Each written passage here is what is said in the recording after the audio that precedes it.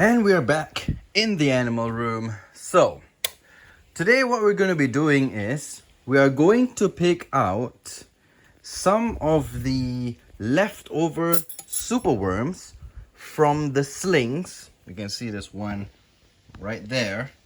So I fed everyone yesterday off camera because, sometimes I just don't film when I'm feeding them because I don't want to make this whole thing like a job, like a task that I have to do.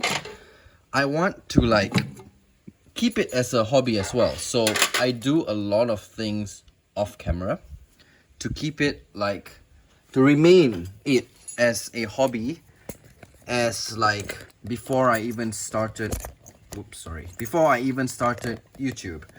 So that's the whole plan actually, because I don't want to make it into a task, because if I make it into a task for me that everything I do I have to film, although when something comes up, good, bad, ugly, I will film it for you guys, okay? That I made it very, very clear in all of my videos. Very, very transparent. But for normal feedings, random maintenance, waterings and all, sometimes I just don't film because I want to keep this as a hobby, if that makes any sense.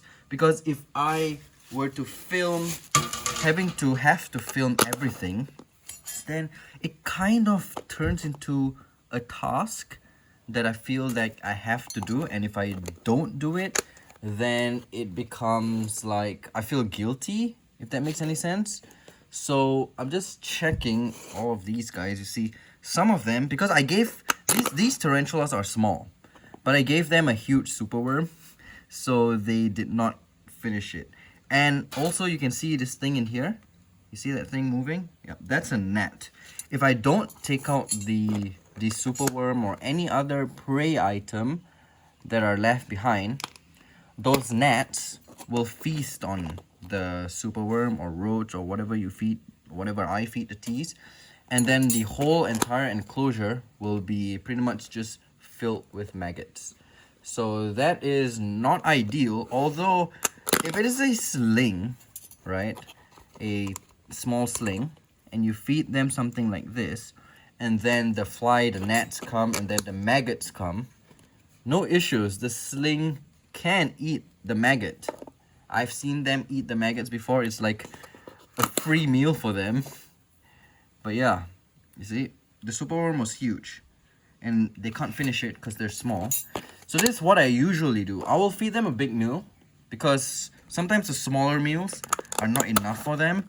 So I'll give them a bigger meal, and if they eat it fully, great, they'll have a plump abdomen. But if they don't, then I will have to take out the superworm. And also, aside from maggots, it'll start to mold. And mold is always not good for the tarantulas. Maggots is fine. Maggots are fine, okay? It's just mold. Mold sucks. And they will kill your tarantula.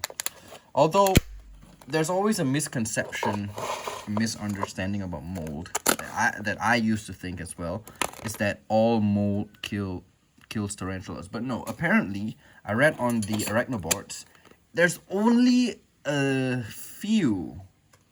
Oh, this one's still eating. Okay, I will leave this one to finish up with superworm.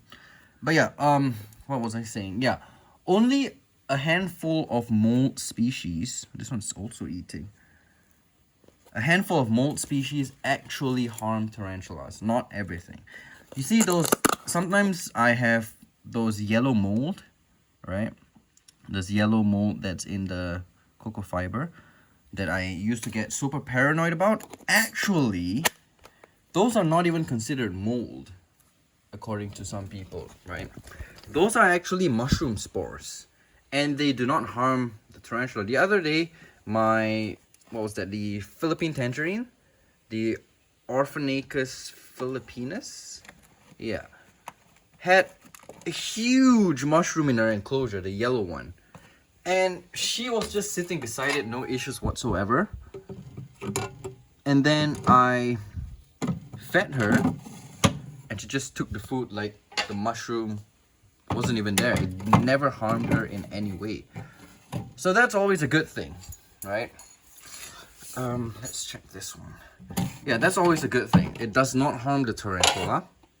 So, yeah. But nothing really to worry about. I think this one finished a worm. This one's still eating. This one was still eating until I picked her up. That one's still eating for sure. So yeah, these 4 are fine. Oh, going back to a super worm. All right, so that is what today's video is actually for. This is a sort of like a maintenance video. Would you want to call it a maintenance video? I don't know. But yeah, it is sort of like a maintenance video because this is how I feed my slings. Some people feed their slings fruit flies. I don't have access to those. I wish I did. Because they're pretty cool. See the sling chase the fruit fly, because fruit flies, they're like those gnats. And they are quite fast. So it's quite cool to see the, what do you call that, the tarantula sling chase down the fruit fly. It's pretty darn cool. Okay, and oh yeah, my Ophonopetalma bicoloratum, I rehoused her in this, right? I made a nice hide for her, but she never went in. She decides to use the decorative turtle red-eared slider shell as a hide, whatever. Huh. Okay, so my Balfouri communal, yep, they pretty much ate the superworm. Oh, look at that, that's one super plump one. I've got 3 Balfouri communals, and it's quite cool because they usually share the food. This one, the worm doesn't seem to be in bad condition. I'll just leave it there and let them feast on that. But yeah, okay, let's check on the Theraphosas. I think they're okay, right?